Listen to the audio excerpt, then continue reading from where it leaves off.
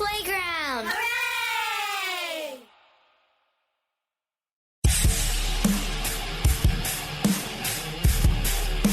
Hey, it's Jeff Zito with another episode of Celebrity Jobber. Please subscribe, rate, and review. You know, I was reading some really nice reviews the other day, but I wanted to get to one review that I got. Not a very good rating of 1 star, and the subject, this guy, with a bunch of periods afterwards. A rather annoying interviewer who keeps interrupting the guests. Nothing new here. I was a little bummed out about that one because I was getting some really, really nice reviews. And then a buddy of mine reminded me, he goes, hey, man, you know you're doing something right, though, when the people that don't like you happen to listen and give you a bad review because, you know, you could just set up a bunch of nice reviews from all your pals, but once you start getting the bad ones in there, well, I guess you know people are listening. So, Anna Hart, 69, thanks for listening. I'll try not to interrupt, and I accept your constructive criticism. But anyway, if you want to leave a nice review, I would appreciate you doing that as well. So one of the founding members of the band Kansas, legendary rock band, by the way, celebrating their 50th anniversary this year. Can you believe it? You know how difficult it must be to be in a band for 50 years? You know, touring the world together, traveling in close quarters, whether it's on a tour bus, airplane. I mean, you are living with these people more so than your family for months and months and months out of the year. And it's got to be pretty tough to keep that kind of dynamic together. And then to be successful on top of that all, probably why a lot of these bands that are celebrating 50 years or some monumental milestone are still together because they get along. I'd have to imagine that is a pretty important part of it. But if it wasn't for 50 years with the band Kansas, what would founding member Rich Williams be doing? What do you think his big break was? What really put Kansas on the map? What was Rich's first job? And what might he be doing today, if not for Kansas? And if you know anything about the band, Rich is the guy who wears the eye patch. So what's up with that? We're about to find out. Founding member of the legendary rock band Kansas, guitarist Rich Williams, my guest this week on Celebrity Jobber. Hey, how you doing? I'm doing great. I got a funny story for you that, I've been in the radio biz for quite some time now, and I worked at a small station way back when, and it was in Sarasota, Florida. And I remember that this one woman that I worked with, her name was Kathy Greer, who's the wife of the lead singer in your band, Billy Greer. And I remember that she sat in the back of the building, so we used to call her Kathy Greer in the rear. I'll remind her of that. But this was a small station that we worked at back in Sarasota many, many years ago. She'll probably have a faint memory of me, but that was my story with Kathy and Billy. So how are you, man? I'm great. You know, that's funny. That sounds like a porno movie, actually. I'm doing great. Speaking of Billy, today's Billy Greer's birthday. Wow, you got to be kidding me. Well, that's crazy. Yeah, it sure is. This is what we call the holy days. It's Billy's birthday, then my birthday is on the 1st, Phil's on the 3rd, and then Ronnie's is right after that. So they're all 4 of us in the band have birthdays, within about a week of each other. You know, that's like one of those times of the year where it's like everybody's birthday comes right around, and it's after Christmas, so you got to tuck a couple extra bucks away because, even though Christmas is over, you've got this streak of people that you're going to have to buy birthday gifts for. Yeah. I don't know what happened 9 months before this time, but people were getting busy. I know that. Yeah, you've got to do some math here and figure out what the actual occasion was 9 months ago. Somebody must have had something in common. So, look, man, you're one of the original members of the band Kansas, and it's got to be tough, when you talk to bands over the years, staying together, being on the road, you're in close quarters, you've got to write songs together. I mean, how do you stay together after all these years? You mean, you must be just best friends, but there's got to be some kind of bumps in the road. Well, there's been those that had enough and they left because people have retired. And so, for me personally, there's nothing else I wanted to do. And somehow I came along with an understanding that there's going to be good times, there's going to be bad times. And there's going to be boring times. There's going to be just a bit of it all. There's going to be times that are really going to test you. They're going to test your devotion. It's going to test your endurance. From the get-go, I just kind of naturally accepted all of that as what this job was, the entire lifestyle and all that comes with it. And I embraced it all. And so for me personally, it's just like whatever happens today, it's just another day in the life of being in a band. Sometimes it's great. Sometimes it really can stink. And most of it is like travel related or you can't make it to a show. And Phil and I have done this for so long now that we don't panic in any way. Usually we're just like, oh, we're screwed. What are we going to do now? And you just laugh it off. It's not the end of the world. And even in accepting change is probably the hardest thing for a human being to deal with. We fight change always, but it's probably the most natural thing that happens. I mean, we are all changing every second. And so we learn to accept that. And so instead of worrying about change, it's like always, okay, what's next? What's the next plan? What's plan B? Where do we go from here? And so in maturing in a way to be able to deal with those kind of things has made life a lot easier. Don't worry about it. We'll figure it out and we'll move forward. So you're one of those guys that just says, you're along for the ride. Let's just figure it out day by day. Let's not think about too much stuff, because when you look at the whole thing, I mean, Kansas, you guys have, legendary band, been together for a long time. Tell me about the beginnings of the band. Did you always know that you wanted to be a musician way back when you first started Kansas? What did you think you were going to be?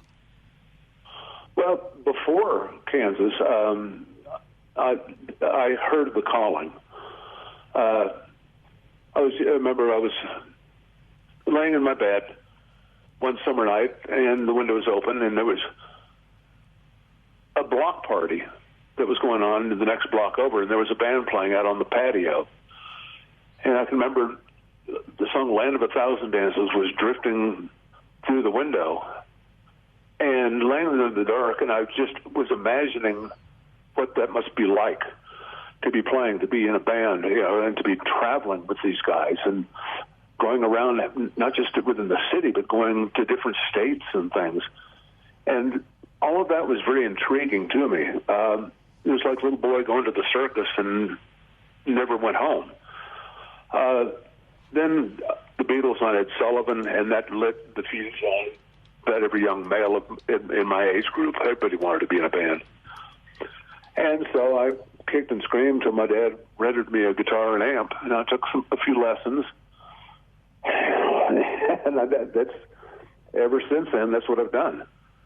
But it came with an acceptance of what it was going to be like, because it wasn't just playing guitar; it was being a part of something bigger than me, having your friends to make music with and to travel, see the world. I had some weird understanding of what I was getting into at a very early age. So did you go to college, Rich? Were you planning on doing something different? I tried college. In 1969, late 69, early 70, Phil and I, my partner, Phil Ehart, we've been playing since 67. In 69, we went to New Orleans. We were in a band living in the French Quarter. And I had got a little disgruntled with that. It was tough. So I came home and I went back to college for a semester, and then the next semester I got in a band and didn't go to school, flunked out, and then that didn't work out, and I went back to school, and then, quit. And so I was I hated school. I didn't want to do that. I was just avoiding life. And then Phil had gone to England because he was trying to get something going. That wasn't working out. He called me from England and said, let's get the band back together. And I was hating college. I said, sure, who are we going to have? And he had met Steve Walsh and played in the band with him previously.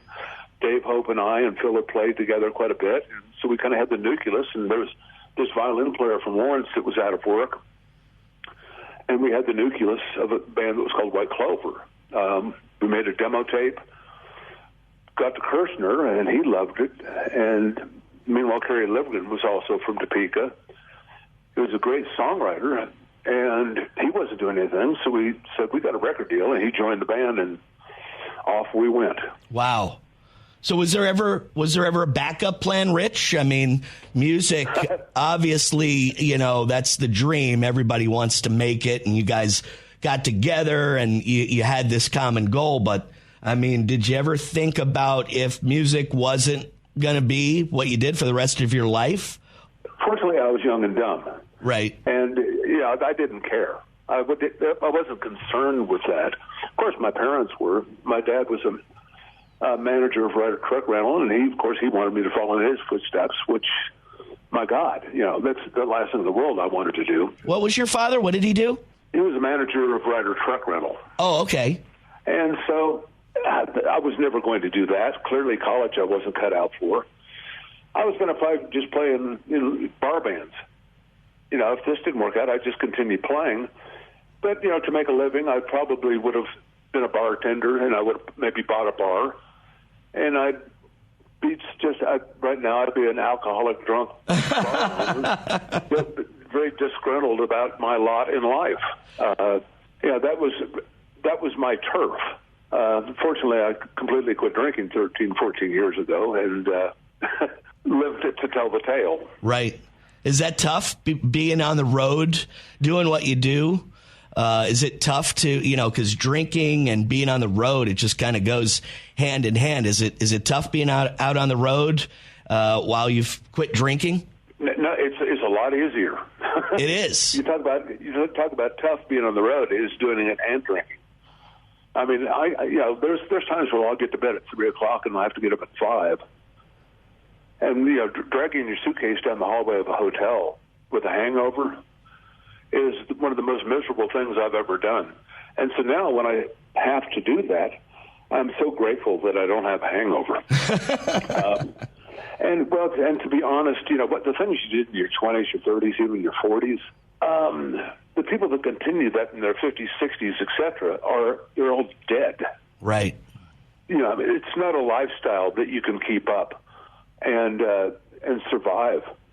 The best thing I ever did was, meet my wife today, and she wasn't going to put up with it. It's like, she gave me the greatest line. She said, "I can't tell you what you're going to do, but I'll tell you what I'm going to do." Right. If you don't stop drinking, I'm gone. And she was a lot more important to me than anything. And it made it pretty easy. And for any older gentleman, I would definitely suggest putting up the bottle and just having the memories. Right. Tell me about your big break, Rich. When do you remember when it was, and basically what led Kansas to become one of the biggest rock bands in history? I'm sure there were quite a few things that happened along the way that got you guys to where you are today. But what do you consider your big break to be? Well, there would be two. The first break would be we did a demo tape, and the song "Can I Tell You" was on it. And that wound up on Don Kirshner's desk, and eventually he heard it, and he liked it. And through that, we got a record deal. And so that was our biggest dream ever, was to actually get to record anything beyond that, and to maybe break out of just the Midwestern bar circuit. So we got to do that. We got to record an album, and also we're on the road opening for other acts. The big break was, when we got to the fourth album, Left Overture, and Wayward Son exploded. And that kicked the door down for the rest that followed. And because of that song, if that song had not been written, we were 4 albums deep with Don Kirshner, and he was our benefactor. But he'd been pouring a lot of money into us, waiting for something to happen. And without that hit, we might have lost our deal with the label, and I'd be that bartender. Right. Did you notice after you wrote the song, Carry On Wayward Son, how your life changed? Did you notice playing in front of bigger audiences, being, booked in bigger venues? Did you notice an immediate change right after that song became a big hit for you guys? Well, the biggest change was we went from being an opening act to a headlining act. Right. And so, it was instant change, but we're pretty young, and we're climbing up the mountain. And so it just seemed like the next logical step. The first album did okay. Second album was better. Third album still a little bit better. And we were constantly working and putting out an album every year. So it was a constant journey that we kind of had our nose to the grindstone and weren't paying a lot of attention to weren't all that aware of the trajectory. And so it just seemed like the next logical step. And I can appreciate that moment so much more now. Yeah. Just like being on the road today, I can appreciate every day rather than in reflection. Back then, we were just inexperienced, and so it was hard to compare those moments to anything. So it's kind of another day of wonder. Now it's a different appreciation for it. Sure. You remember your first job, Rich? Was it outside of music? Do you remember what your very first paying job was? Well, that's easy because I only had 2. Really? The first job was, I was probably about 14, and a bowling alley had been built a few years before in a local shopping center, and I took up bowling. And it was in the junior league and all that, and that was, at that time, that was my passion. I wanted to be a professional bowler. Well, the bowling alley closed for the part of the summer to refinish the lanes, etc. What am I going to do? So I went down there and applied for a job, and I worked that summer for 25 cents an hour.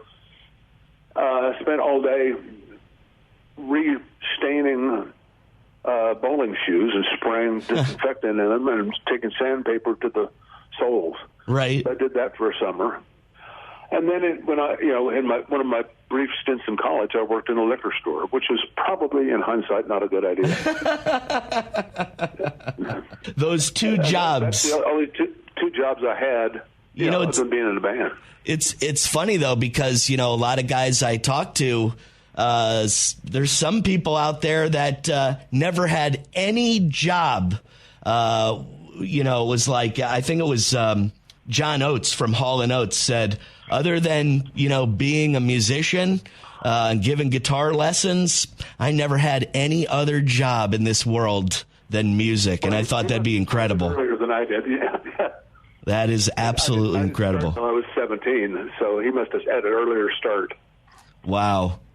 Do you find it tough being out on the road these days? I mean, you said you got time to reflect now and it's different. You're not drinking. But, being on the road is tough for any band at any age. Do you find it now, some of you guys, you're in your 70s, the touring schedule kind of grueling, you're putting out new music, you're still touring. Is it difficult? How do you do it? Well, 20 years ago or more, Phil and I made a decision that this has to be fun. And there's nothing about grueling that's fun. And so what we've done is what we call the Kansas mode, where what we aim to do, and you can't always do it this way, but most of the time we do, is I will leave on a Thursday afternoon to the city we're playing on Friday. I'll fly there. So I wake up, let's say in Kansas City. We play the show. the next day, the next show is St. Louis, which is an easy drive. Play Friday Kansas City, Saturday St. Louis, Sunday morning I fly home, and we do that all year. And so we get to have a home life. It's not enough time to get worn out. It's a fun, easy pace. There's always a weekend to look forward to, compared to riding around a bus where you're playing 4 or 5 nights a week. A show Tuesday in Thermopolis, Wyoming, you're probably playing for the opening of the new bowling alley, and you don't get to go home. But maybe for a week every 2 months. That is torture. Right. And so we figured that part of it out a long time ago. And so doing it that way, but travel hasn't changed much since in the last 50 years. You get in a rental car, you get on a plane, you go to a hotel, you go to the venue. That's kind of the same. The tedium of that you have to make peace with. I figured out quite a while ago that there's 24 hours in a day. I've got to spend them somewhere. So just to enjoy the moment wherever you are. There are thousands of guitar players a whole lot better than me that would do anything to switch places with me. I bet. At home looking out the window. And I'm very aware of that. I'm very grateful for the opportunity that I've been given to do this. I don't take it for granted. And so in doing that, you've got to find a way, just like there are certain songs you get tired of playing. So I've got to make peace with that. I've got to figure out a way to play them better, to get a better guitar tone, play it on a different guitar, just do something to where I can enjoy the moment. And that works for me. And, Richard, of course, being, a member of a legendary band like Kansas, you are also known as being the guy in the band that wears an eye patch. Is there a story behind it? Well, what it is, there's no eyeball behind it. Okay, so that's it's definitely not. It's not your personal style. There's an actual reason behind the eye patch.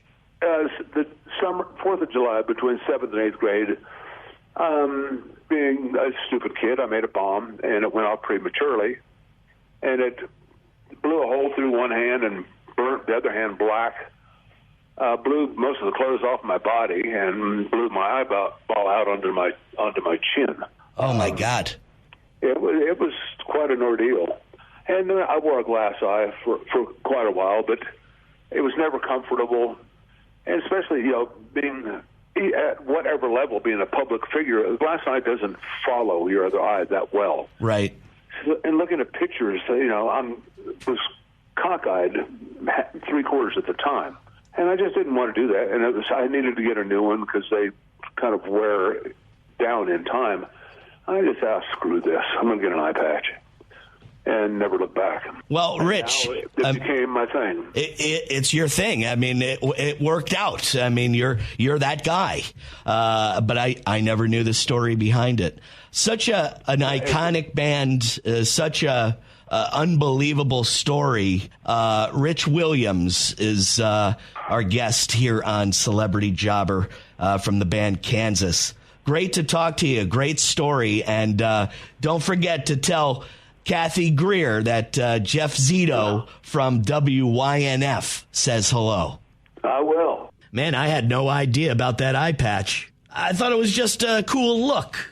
Wow, his father was a manager at Ryder Truck Rental. Didn't want to follow in the old man's footsteps, that's for sure. Had dreams of becoming a professional bowler and worked at a bowling alley, spraying shoes with that disinfectant spray. One of his first jobs.